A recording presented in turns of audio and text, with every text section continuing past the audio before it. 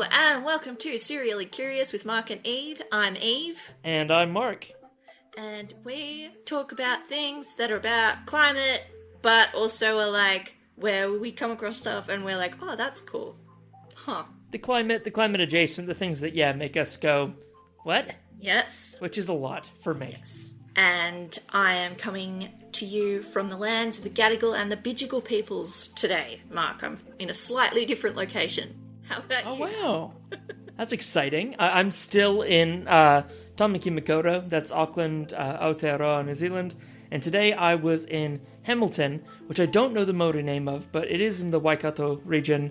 Yeah, and today we're talking about something that is a very well-known concept among the traditional owners of the land on which I stand and where you are, which is 1960s and 1970s scholars have called deep ecology, but the idea that we're part of nature and akin to nature is something that is always present and always will be on this land. Yeah, by the time of the 1960s and 70s, over a century into industrialization, us people had to remember that we're also part of nature, and we're not dropped onto this planet like aliens with all of our technology and can just live however we damn well please. Yes. So for listeners who don't know, I do a PhD in storytelling about a mass extinction. Part of the main ideological foundations of colonization was that white people are separate from nature and from other races. So you can't, that idea, that separation is born from the same root as white supremacy. So I think, coming into this conversation, undoing all of that and starting the work to undoing all of that and seeing ourselves as interconnected. Yeah. And while I'm not doing a PhD and likely never will in anything, I am a sci-fi and apocalypse kind of media nerd, and I am fascinated by all the ways that we've told ourselves and each other stories, pretending that we can survive the end of nature and ourselves continue, and in some cases flourish and be okay and be like Elon Musk and go to Mars. And it's been a great kind of unlearning of all that for me, being someone who grew up in a very non-rooted in nature and not exposed to any native cultures. A way of kind of like realizing that, that's all complete BS. And that if nature ends, funnily enough, so do we. Yeah, well, here's a little anecdote that I don't know if it's scientifically true, and I know I studied oceanography, so I should know, but don't know. But this is the best one that I do, which is when you do a wee, and the wee goes into the ocean, and then the ocean turns into rain, and then it comes back at you, and it rains on top of you. So you're so much a part of nature that rain was part of you, and now it's coming back onto you. That's a visual for you. I really like that. That really elaborates well on something that I always like to say, which is there's no such thing as new water. It's all been through something else before. But that story of illustrating the cycle of the rain by pee landing on your head when it rains as your own pee. It's personal and it's graphic, And a little gross, and I like it. Yeah. So today we're talking to Felicity Jefferson. About deep ecology in clinical psychology, which is really fun. And a freaking cool course that she's running for people to use some of the fundamental kind of theories and applications of psychology, especially cognitive behavioral therapy, and why it's so timely and why Eve and I are kind of recording this in a bit of a rush, fresh back from our holiday break, and punchy, let's just, no script, let's do it live. There is a new course starting later this very month. So if you're listening to this anywhere close to release date, check out whatcanidoaustralia.com.au. Any other thoughts people should have before they go into this, do you reckon, Eve? Maybe sit outside and listen, if you can. Yeah, sit outside, and Felicity talks you through a few exercises and things, and so it would be cool if you could imagine yourself like doing them or do them in miniature as you listen. I think that would be a really great thing to do if you have the time to relax while you listen to this episode. This is one of those practical podcasts. A practicast. Okay. Apply for funding from Calm app. I don't even know if that's real. Headspace. Okay. All right. Enjoy.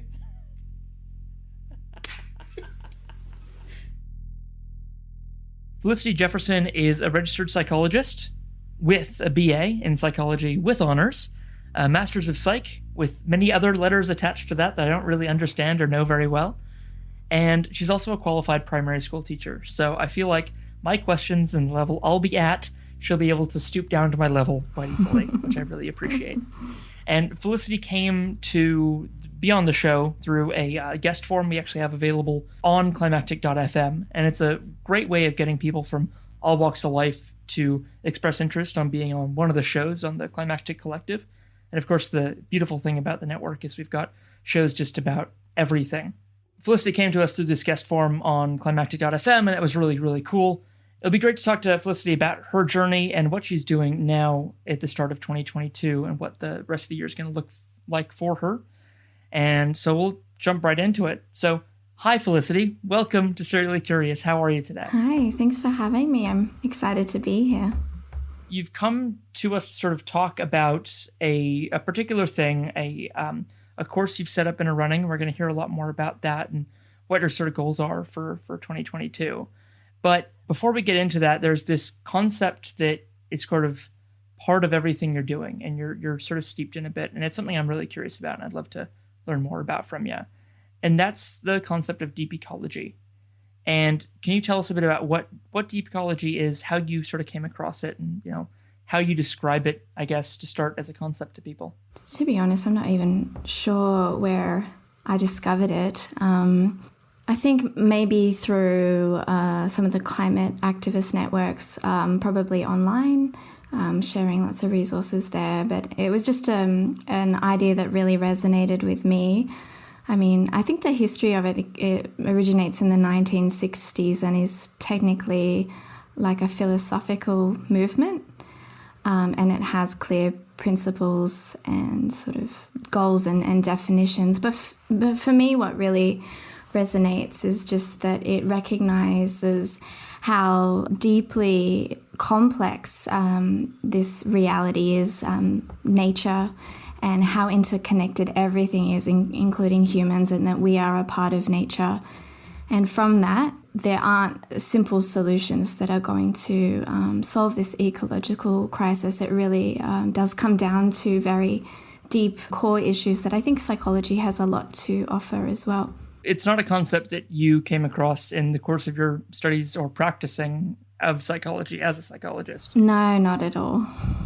Do you feel like deep ecology is on its way to being sort of recognized by psychology? Well, from my education, which was very mainstream, it was, 6 years of university studies, 3 years undergraduate, 1 year on it, and then 2 years the Masters of Clinical Psychology. We really barely even spoke about nature and the natural world.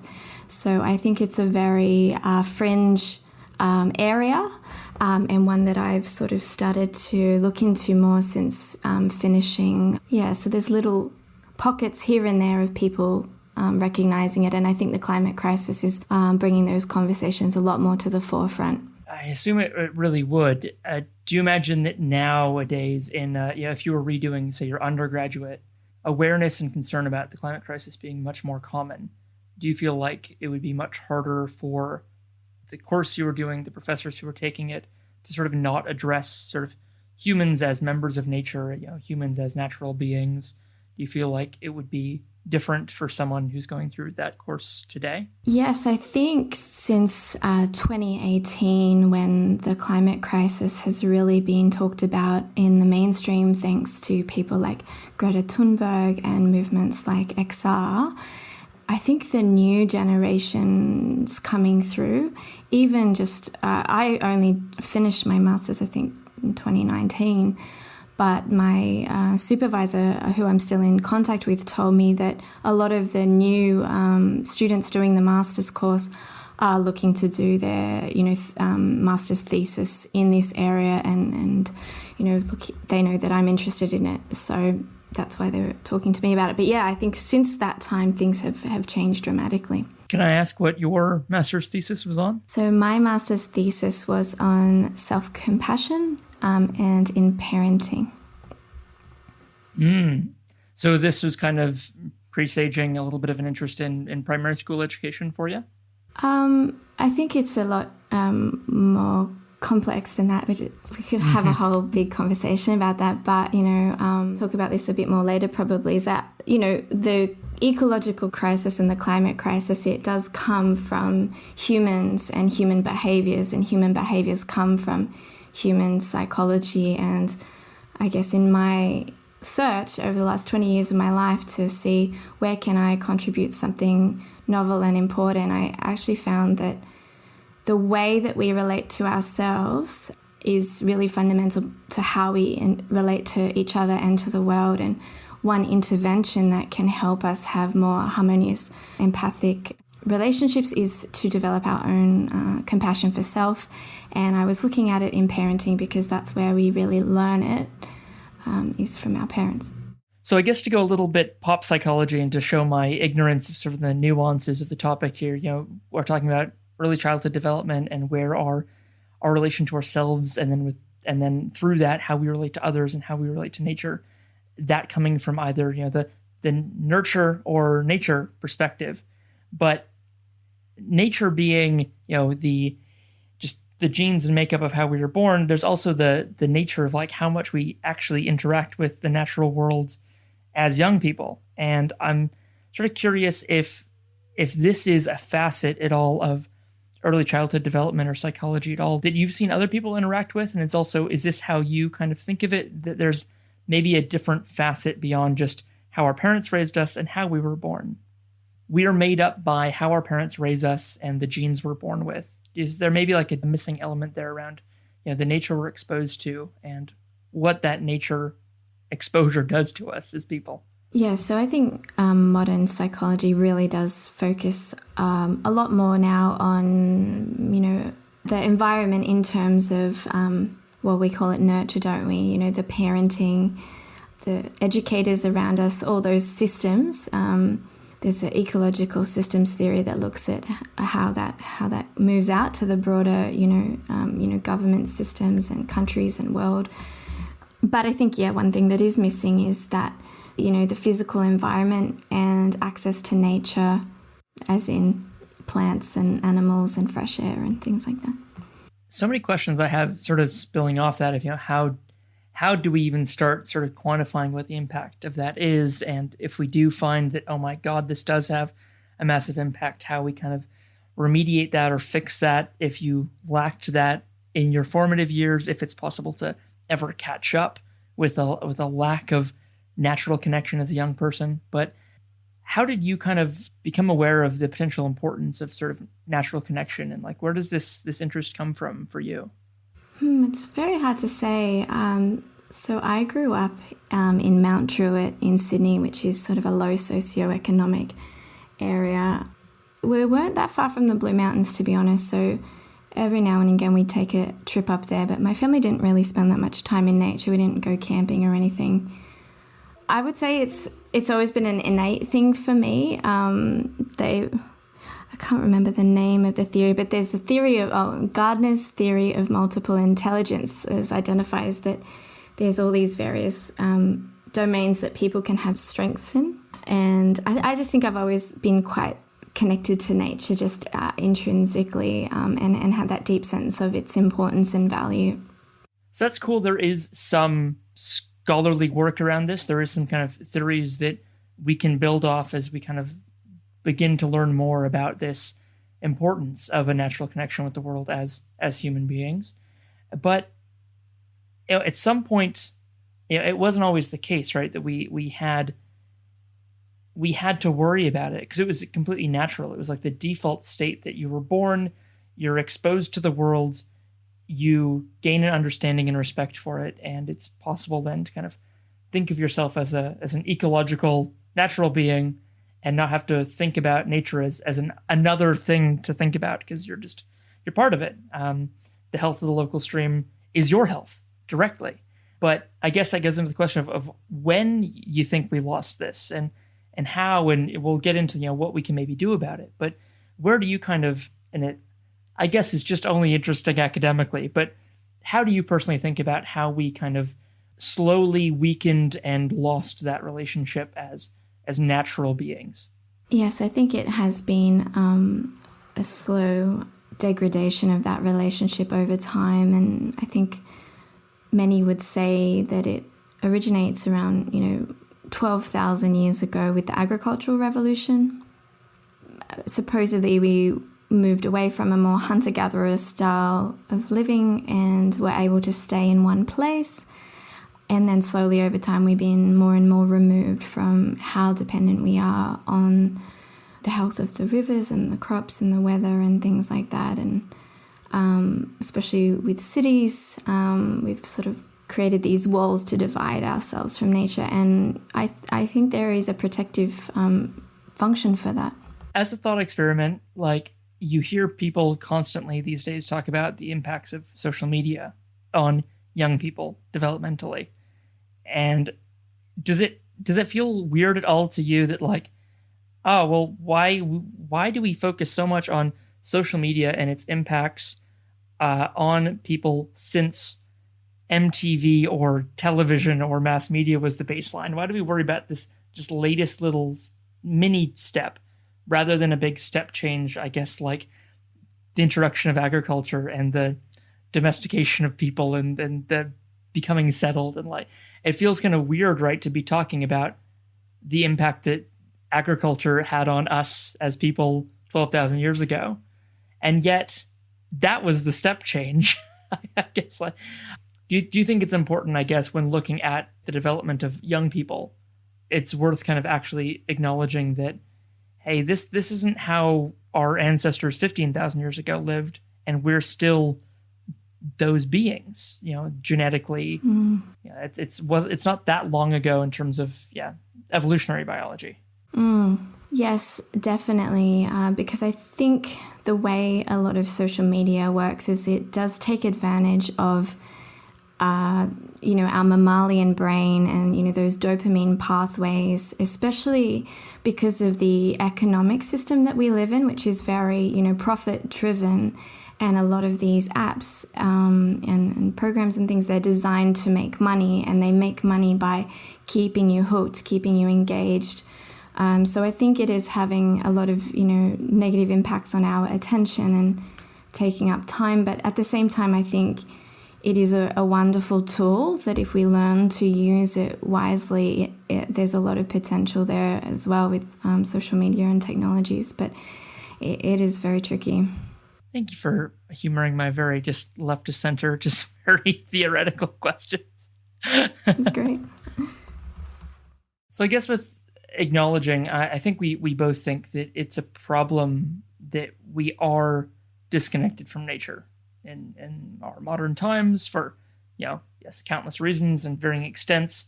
But like, people living in Australia are largely disconnected from the natural world around them, which makes it harder to empathize with and care about and protect the natural world, leading to a climate crisis. I think that's maybe simplifying things, but useful. What's a way we can address it, or maybe what's just one particular way that you can think of that we can push back against that? I don't know whether you call it a trend or that result of modernity. I think our daily habits are really important and powerful, and just if we can build in something small but consistent that is going to build over time a way to connect to nature. And one practice that I really love, which I learnt from Anna Greer of Moving Mindful Nature, is called the sit spot practice. And so that involves finding a place somewhere in nature, as nature as you can get, even if that's just your balcony or your garden, and just going there regularly and spending, up to an hour there. But even if it's only 5 minutes, ideally a few times a week if you can, and just sitting there and being curious about what's around you. And it's really interesting and unexpected what happens as you do that practice. For me, I really struggle with being busy. That's my issue. And so I haven't spent a lot of time doing this practice. But even the time that I have, I've start to realize that now my sit spot, it feels like home, feels very familiar. I feel like we have a relationship, and I'm learning more and more about what's there. The other day I saw a little red crab come out, and it was rolling a seed, and that felt really special. And I found like a bird's nest that, sometimes the mama bird goes there, and you see it in the rain, you see it in the evening, in the morning, and the different creatures that come. And it's small, and it's something that we might think is a bit silly, but I think it is actually way more powerful than we could even imagine. That's more tangible and real and directly applicable than anything I could have imagined. And as soon as you said sit spot, I was like, okay, I'm prepared for an acronym or for this. But no, like I absolutely love that, just how doable that is. And I think in my own life, I go for walks and I go somewhere different largely each time, or even if it's the same spot, I take a different route, because it's about it's about avoiding my office and computer more than it is about acknowledging and enjoying the natural setting as much.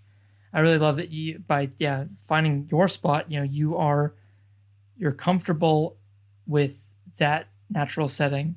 You're a part of it, and then so it becomes a part of you, and it becomes just part of your framing, I guess, for how you think about the world, bigger context. That's lovely.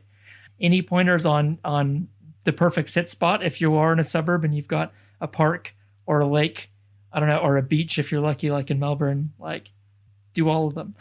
I think if you can find somewhere where there's, this is what I learned from Anna, like two ecologies meeting, especially, if there's a body of water and land, there'll be, a lot of diversity there, which will be really engaging. That's a really good point. A lot of our parks, right, just when they're just grass and trees, you won't get a lot of the dynamism of life. Yes, but I think whatever you have, they'll give it a go and wait and see what happens over time. I think you'll be surprised. But I think there's another powerful aspect, like even if you just forget nature, is the sitting aspect.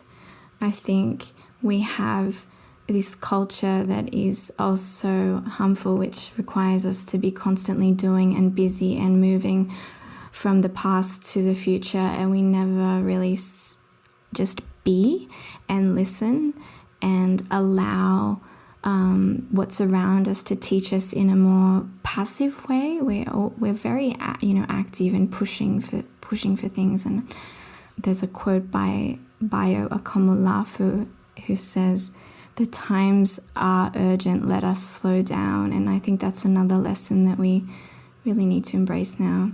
How do you kind of help people who have that affliction that we all do of busyness? Like, what are the benefits, I guess, of spending time in the present? I honestly find it hard to think about a lot of times I spend during the week where I am just being present or still, or even if I'm doing something like reading a book would be the closest I'd get to this. And even that's about consuming a story, consuming knowledge. It's kind of a forward act as well, how I do it. How would you kind of, I don't know, help me if I was asking you for help in being present more of the time? Yeah, I think there's two things. And I think one reason why we don't want to just be is because there's probably things we don't want to feel that come up when we don't have a distraction. Even if it's just exhaustion, feeling tired or having a headache. When you sit, you become aware of that. We need distractions. And so that might be too much. Ideally, I think meditation practice is an ideal way to just be just focusing on your breath. But for some people, that's too much. And so I think things like slow practices, like yin yoga is amazing. Creating some art, whether it be painting or sewing or whatever you like, just something that's not for profit, it's not for a purpose, it's just to enjoy that moment, or writing your thoughts down, just anything a bit slow, gardening. And these are all activities that kind of carry the same positives of your sit spotting or you're spending time in nature, but they don't have the extra benefits that sitting in nature give you, which I framed it terribly, but would you mind kind of helping us sort of quantify or understand what benefit do we get from spending that time in nature rather than, say, at home doing art practice? Not that that's a bad thing to do, but what are like some of the extra elements you get from nature time? Yeah, so there are plenty of studies that show us that spending time in nature has a whole heap of benefits on our mental health and physical health, reduce stress levels, reduce depression and anxiety, increase well-being. I think there's studies showing that in soil there's all these microorganisms that when we breathe them in, they increase dopamine. To be honest, I haven't bothered to read a lot of studies about the benefits of nature, because for me it just seems so obvious. Yeah, as you said before, if you think about it, we evolved our brains, our nervous systems in nature. That's where we're meant to be. There's fresh air. But I think there's a lot more beyond the, physical mental health benefits regarding some of those deeper questions that people have about you finding a place to belong, connection, meaning, purpose. And there's so much wisdom, I think, in nature that from, our colonial origins that we have lost touch with.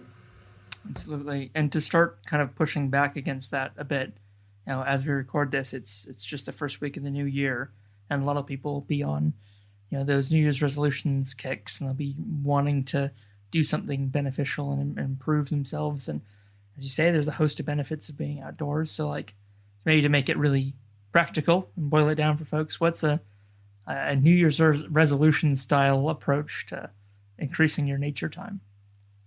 Yeah, I guess, like I said, it's about your daily, weekly habits, or even a month or something. But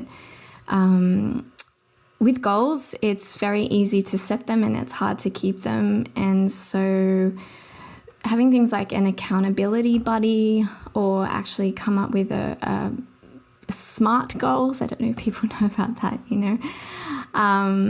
set a date, book it in, if you want to go camping, once every 2 months or something like that, actually start planning your first time now, or look at your schedule, roster it in there. And the reasons why people wouldn't do this aren't very compelling or good, except for the fact that we all suffer from an inability to do things that are good for us or things we enjoy sometimes. And I guess the catch-all label for that is apathy, or it's busyness, or apathy spawning from our busyness. And how would you kind of describe the power that apathy has to stop us from doing these positive things? And do you feel like apathy like this is a large force in society that we're living in now? I think it is, and I think that it does come back, I think, to the profit-driven economic system that, a lot of advertising just send these messages that increase this sense of powerlessness and helplessness, and that the answers in buying this or having that will solve those problems we have, but it keeps us powerless at the same time. So I think it is a huge problem in society that has its roots in the economic system. So with things how they are, how do you advise people to confront those feelings? if like many of these conversations, and I have many that times when I agree with people about economic changes and societal changes, but they're always, step 0, change everything. And then I can get onto step 1 of like spending more time in nature. Yes. It's like, how have you, I guess we have talked about it, but like, what's maybe step 1 for someone in confronting their apathy and spending more time in nature? And then we'll get into, what else people can do beyond that first step. But maybe, I think you said before, accountability buddies are a great way to do it, using things like New Year's resolutions. But even, I guess, earlier in the process than that, like, I guess someone has to know why they should. What's a why? Why should they take that first step? I mean, for me, having apathy, it doesn't feel good. And living from a place of apathy and making decisions from a place of apathy, it doesn't feel good. And so I question, is this something you want to keep carrying around with you? Do you want to keep this apathy with you? Is it serving you? And if it's not, then decide that you want to get rid of it and recognize the origins. I think this is a really powerful thing in psychology and healing, is when we realize the origins of something that isn't serving us, then we can start to release it. And I would say that apathy, it comes from outside of you. It's not your natural state. And yeah, you'd be a pretty crummy organism who is in a natural state, kind of not interested and doesn't want to do anything. That's right. Yeah. Yeah. So once someone's taken that first step and they've decided, all right, you're right. Why aren't I doing something? Well, why should I do something differently? Well, it doesn't feel good not doing something. And if I do something, it'll be good for me. So it opens the question up of, what can I do once I've decided to make a change? And I understand you've got some thoughts on that. What can I do? What can people do? To the extent that, and we haven't talked about it up until this point, but you started something in 2021 and it was called What Can I Do? And can you tell us a bit about that? What is this thing and when did you start it? So I started it in May last year. Prior to that, I'd sort of, I spent most of my adult life, to be honest, studying and doing my career. But in 2018, everything came to a peak, I guess, with the climate crisis, and realized, okay, time to get really active. And so I started doing a bit more activism. But then I sort of thought about it more, and I realized there's so many people here in society that are concerned about it, but they're in this place of apathy. And what are the barriers to people getting involved? Because I really believe that if enough of us get involved, we can solve this crisis, or at least reduce the negative impact significantly. And I think that psychology has so much to offer, and I'm really grateful that I've spent so many years studying this, because the climate crisis, it's created from human behavior, and that comes from human thoughts and our beliefs and our assumptions we have. So I think psychology has a huge role to play in the shift that needs to happen in our behaviors. So I wanted to apply my knowledge as a psychologist to trying to solve this issue of how do we get more Australians to feel empowered to do what they can to help the climate crisis and not feel so overwhelmed or apathetic or just confused about what they can do. So yeah, that's why I created the main part of What Can I Do Australia is our 10-week climate action challenge. We've run that twice, and we're getting to run that again on the 24th of January for the third time. So after years of looking at this question, what can we do, and being an activist, I've sort of distilled down 10 of the main things that just regular Aussies can do to help. And they're really quite simple things that we can all do. But throughout the course, you commit to taking an action a week in 10 different areas. And through that process, you learn about, okay, this is where I have power. I also have power here. I have power here. And then that's knowledge that you have, to go forward after the course. There's a I'm podcast guy. I'm falling into the trap here of everything in the world looks like a nail to me as a hammer. But there's a podcast series called Heaps Better, which was done by a couple friends of mine and commissioned by Greenpeace, and it was all about what people can do. As also and power mapping was a big part of that, and actually like understanding what capabilities and resources you have and the people around you have and what you can mobilize, and it's wonderful. So maybe would it be fair to say another name for what can I do would be like, how can I act? Would you call it a boot camp for action? How do people go from like kind of wanting to do something or feeling anxious to a state of action? I don't want to say mobilization, but engagement. Yes, definitely. That's what we're trying to do. We're just trying to help people engage with the climate crisis and with the actions that they can take. And I think another name for it could also be, what power do I have?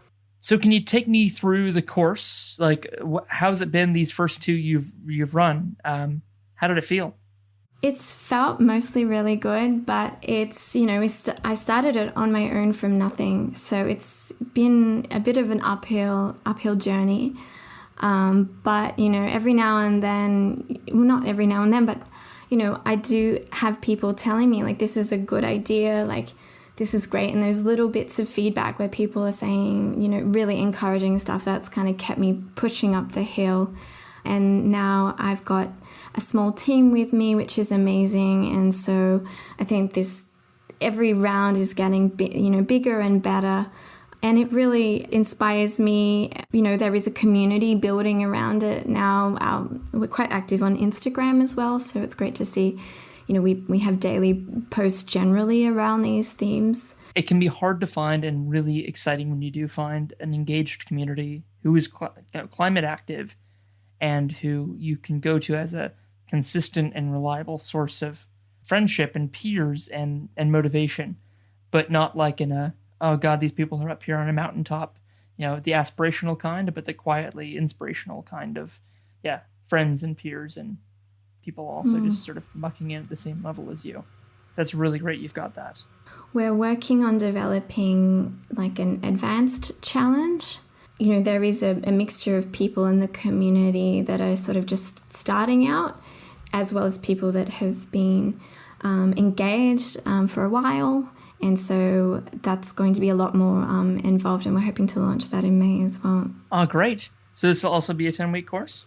I think be sort of a 3-month course, and it'll be quite a different structure. It will have maybe fortnightly sort of Zoom discussions and presentations, and we'll be more exploring ideas, more in-depth, important ideas, as well as looking at action. And that's an important part of it, I think, and that I also get from my psychology is it comes from cognitive behavioral therapy, which is the gold standard treatment for most mental health issues. And that is that our thoughts and our beliefs, as well as our behaviors, impact how we feel and impact each other. So we kind of need both. We need to be looking at our thoughts and our beliefs and changing those to be more helpful beliefs where we feel empowered rather than apathetic. But we also need to be doing things like actually taking behaviors and making commitment, because what research in psychology has found is we align our attitudes and our beliefs and our thoughts to our behaviors, whereas a lot of people think it's the other way around.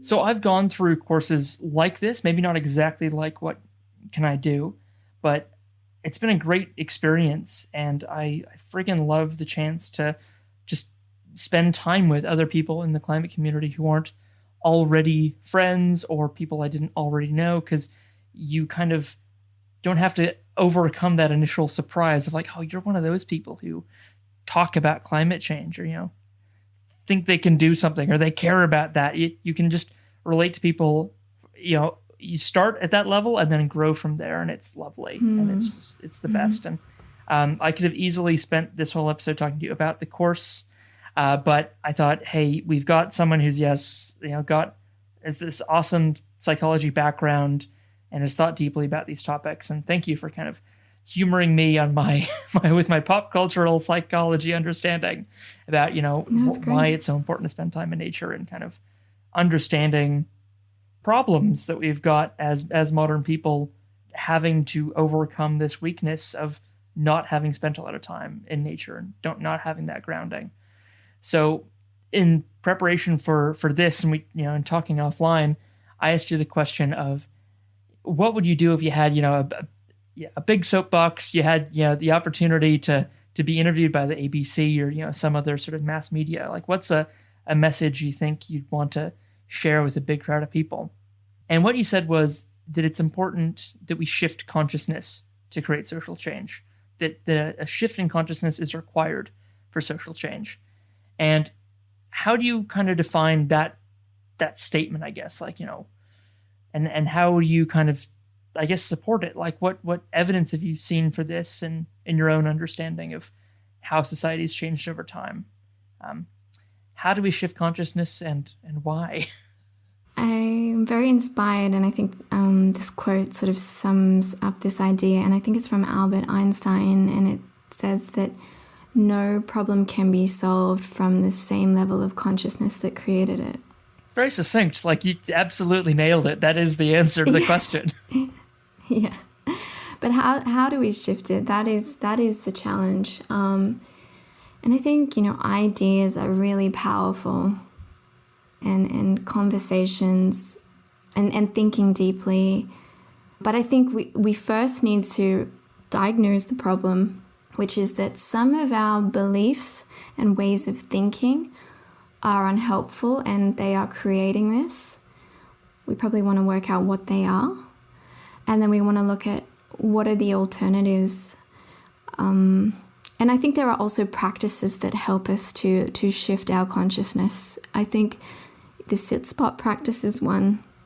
I think meditation is one. But I think we also need to be prioritizing learning from Indigenous peoples. If not just because they have lived, sustainably, they don't have the problem that we have of destroying the planet. When I say we, I'm talking about those identifying with the dominant culture. And I think there's so much in terms of shifting consciousness that can happen when we learn from First Nations peoples. One book that I've just started reading, which is blowing my mind, is Sand Talk by Tyson Yunkaporta. If you haven't read that, definitely read it. I'm going to read it numerous times. How do you feel at the start of 2022? And I guess for everyone, the last 2 years have just been unexpected. We've been unprepared, and they've just felt like just massive. So here we are at the start of the third year of the COVID era, and it's another year down in the climate race to net zero, and you're doing something about it. So I guess, how do you kind of feel about just the world and what it is you're doing through What Can I Do? And I guess what kind of emotions are you feeling on any kind of given day?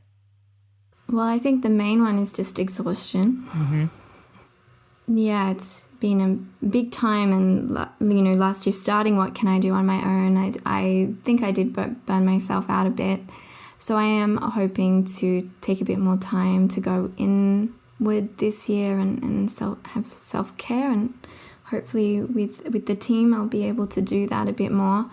But I also feel inspired. Like, I feel like What Can I Do Australia is growing now, and every day I'm reading people's comments on the Instagram and getting emails from people, and it's just, it's giving me hope, and yeah, so I think it's both exhausted and inspired. There you go. That's a potent cocktail. Another really great concept that really I sort of try to live by and is integrated into the What Can I Do Australia course comes from Joanna Macy, and that's the concept of active hope. So she differentiates between hope that is based on expecting a certain outcome, or hopefulness. And the other is a hope based on what we desire. That's not tied to the outcome. And she also calls that active hope, where we're actively working to try to bring about that reality. And so for me, it's not necessarily about whether we're successful or not. It's about the process. And when I'm living from this place of active hope, it helps me, when I get out of bed in the morning, brightens my day rather than some of those other things. Well, thank you so much for your time, Felicity, and I'm really excited about What Can I Do and to see where it goes. So I would highly, highly recommend anyone listening to check out What Can I Do Australia on their Instagram account, to look out for the launch of new courses this year, one starting just later in January. This is now on me to get this up and out quickly, and on you to listen in a timely manner. But if you do miss out on that one, there is a more advanced course coming later in the year, more of an extended program. And Felicity, thank you so much for your time, and it would be awesome to have you back any point in the future to maybe talk more about different psychological concepts and how they interact with the climate crisis, or maybe even get someone else here in the interview seat who knows a bit more about things than me. But thank you so much. You've been a champion. Anytime. It's been great. Thank you for having me. Pleasure.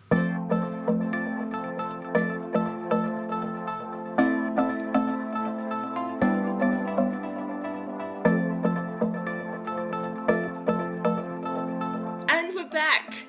What do you think, Mark? Well, I did apply some of what Felicity taught me last week. So as we record this, it was about a week ago that I had this chat with Felicity, and then I had a hell of a week at work. Did not apply sit spotting, even though I was damn keen to, because I thought it was such a good, understandable, applicable, and just slightly more refined technique of what I already do. So when I'm outside and I'm walking around my neighborhood, I do stop occasionally and look at nature, and I like observing the things around me, but I was really missing the consistency, and I've actually going to a place, being there for long enough to observe what was going around me. And I did that a little bit today. I was at some beautiful natural gardens. Well, I was at some beautiful gardens, some of which were far less natural than others, because it's very manicured, amazing place. If any of you are ever coming to Aotearoa, New Zealand, and you go to Hamilton, go to the Hamilton Gardens. But the things I was noticing today, I was very actively thinking about what I was thinking about while observing nature, noting that thought pattern in my head, and actually thinking okay, how is this kind of helping me take more action on climate, or being more just aware of the beauty, fragility, importance, whatever another word should be there for the nature around me. So that's what I took away from it. And I hope any of the other things I talked about with Felicity was of value, and hopefully you took something away as well, Eve. Yeah.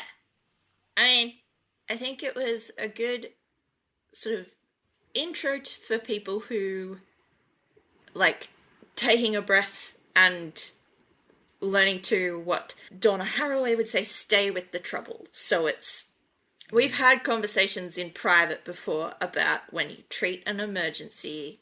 I am by no means endorsing the US military, but they have a phrase called slow is smooth and smooth is fast.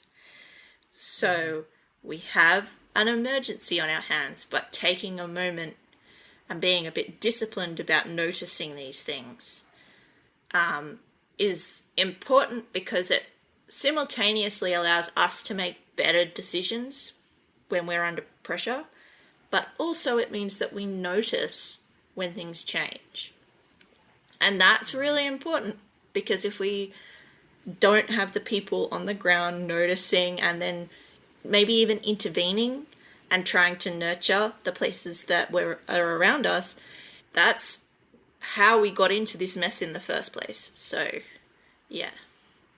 And it's funny to hear you quote a U.S. Army motto or mantra, but it is a very good one. And they come across these pearls of wisdom through a lot of slogging through the mud. So they kind of know a good bit of value when they find it. Yeah, look, that's like the only thing that I'm like, thank you, US military. And I feel like they could have come across that wisdom another way. Yeah. But there you go.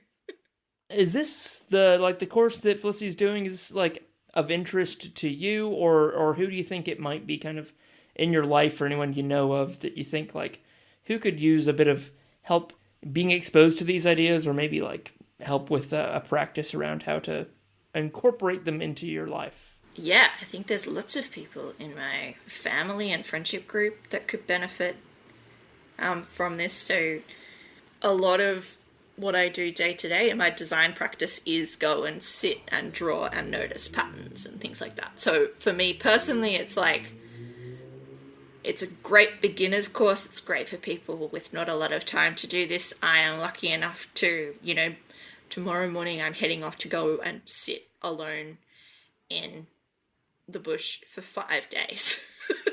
So it's but my family and my mum who works and my sister who works full time, I know that I'll probably direct them to these exercises because I know that they always feel better when they've been a bit structured in sitting and noticing. I aspire to, over the course of the next year, spend as much time outside sitting and observing and slowing down and noticing patterns and noticing changes. Over the next year, the equivalent of the time you're going to spend in the next 5 days, 120 hours doing this. Would I fit 20 minutes in a couple days a week? I'll be pretty chuffed with myself, and I'll compare my tally sheet against your 5-day total. I think when it comes to this stuff, that's a very quantified self. I think you need to go for the qualified self. Right. If you feel like you've done 120 hours, you own that. You just, if you go off a vibe, I don't think you should record it. You should just go, yeah, that feels right, I think just like many other things in my life, I would do myself a favor by not trying to compare myself against you and thinking I could come off half as good on many metrics. Yeah, so, but I'm just saying, say that you're as good as me and believe it in yourself. Believe it. I'm not measuring my time. Bit of mental math for me there. 5 days in the bush alone. Oh my god. Triple digits already. Amazing. Well, yeah, any kind of nuggets that stand out to you from that, or any kind of closing words from people? Because this is the point, I guess, of us doing this after an interview, is to kind of check back and be like, what are we taking away from this? Because this is the point of sort of the curious, because we both would do interviews or we'd listen to podcasts and be like, so that was good, but I can't remember why. Yeah. Or what did I learn?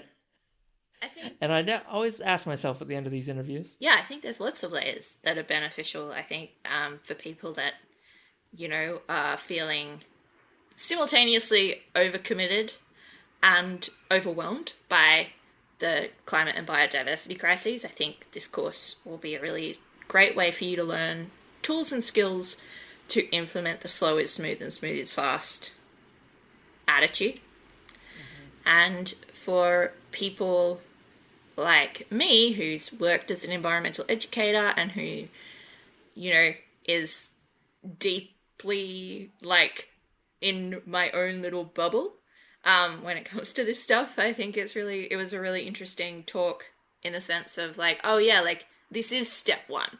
This is the intro to what this is. And it's really important to remain aware and to bring more and more people along with us when it comes to being part of the world that we're on. Yeah, for me, this whole conversation and the course that Felicity's running is a really good follow-up to anyone's head crack moment, anyone's kind of realization of the enormity and severity of the climate crisis, and then it is a filled, what I've been calling it good you can do. It's what can I do? And I think I'm going to have to re-record the entire intro now. This is all staying in, by the way. But yeah. I think it's, what can I do, Australia? And I think what Felicity's done is that moment that, as soon as someone is there and at that stage where they're like, oh crap, this is serious, this is big, we all have to do something, but what can I do? And I just love that there's an answer, because people ask me that all the time. It's ever since, I'm someone that people know of as a guy who cares about climate, and so they'll come to me and be like, well, what can I do? I'll be like, vote, become an activist. I don't know, like, what do you want to do? But knowing how to think about it, and just knowing how you're thinking yourself, what's going on in your own head, geez, it's hugely powerful, but so few of us do it or know how to do it. Yeah. And so there's a lot of jargon. Do you know about the Anthropocene? Yeah, so there's a lot of jargon around, like, what that means. What does it mean? I was going to challenge you, like, there's alternative terms for the Anthropocene, like the Humilocene. That's what I was about to say. We've done an episode on the Humilocene. The Holocene. The Holocene is not the same as the Anthropocene. See, this is why I don't know half of what you do. So the Holocene moved into the Anthropocene. The Holocene was like 12,000 years ago at the end of the last ice age. Good. Okay, so anyway, for anyone who wants to know what the good old days were quantified, it's the Holocene. Yeah. The good old days, I'm not a nostalgia person. I'm not a, like, let's go back in time kind of gal. You're not it was better 12,000 years ago. Remember then. Remember way back. Yeah. You were still being eaten by a saber-toothed tiger. A big bird. Carry you away. Yeah, stuff like that. I'm not saying that was bad. I don't judge people who lived 12,000 years ago. I'm just like, I'm not about that, like, comparative life. But Humilocene is a term by Tema Milstein, friend of the network. And I think there's a lot of talk about moving through this movement humbly, recognizing the urgency in what needs to happen, but to resist that urgency in the day-to-day. And these are exercises that put people in a really great mindset to understand that it's like, no, this is important. We need to value this. We need to keep going. But the decisions that I'm making right now driven by fear, which we know is a really bad way of making a decision, or is it driven by care and observance and humility? And learning to recognize that in yourself means that it gives us the best chance that we're going to make the right decisions as we move through. Yeah, that's really what stood out to me after, from that conversation with Felicity. It's just an embodiment of that. We need a different way of thinking about things in order to solve a problem. We can't. The great quote she gives from, I believe it is Einstein, and I'm not going to check. So if we're going to give it to Einstein, you can't solve a problem with the same mentality the problem was created with. Yes. And I'm starting to see a way for myself, finally, of having a different mindset and a different mentality. Because I've always been like, yes, and I will develop one of those eventually. And I just sort of haven't yet. But I'm starting to see that, through... And that's why I'm just latching on so much, that little concrete thing of having a sit spot. And I feel like that's going to be a seed that a lot of other things are going to grow out of for me. And just like a discipline and a practice and a habit around spending time in a place that ultimately wanting to protect that and noticing how it's changing. Deeper, better fuel than short-term fear and, than being reactive all the time, which is what a lot of us fall into. Yeah. And I think, like, in terms of you and me, that the real lesson at the moment is that you should spend more time in gardens. Sick. 100%. That's going to be, like, linked in the show notes is going to be a selection of photos taken today at Hamilton Gardens, because if you can't find yourself a good sit spot, look at some beautiful photos of amazing gardens. Think about what we're doing in the face of the climate crisis and why we're doing it. And find your own kind of deeper reason Yeah, and if those thoughts are too big for you right now, just try and like find a cool bug. Yep. All right. And in this Timon and Pumbaa advice corner, find a cool bug. Don't eat it, but find it. Yeah. You did say bug. I love bugs. Yes. Yes. The way you said it, I'm like, bog, book, Oh, bug. bog. I didn't know we were Shrek. That's cool. Well, until next time. Eve, as always, it's been a pleasure. And I promise next time to be prepared and on point and just, way better. But for now, this is what we all get at the start of 2022. Happy year 3 of the pandemic, everyone. I hope you're all as well as possible. Let's go. All right. Until next time, stay curious. Bye.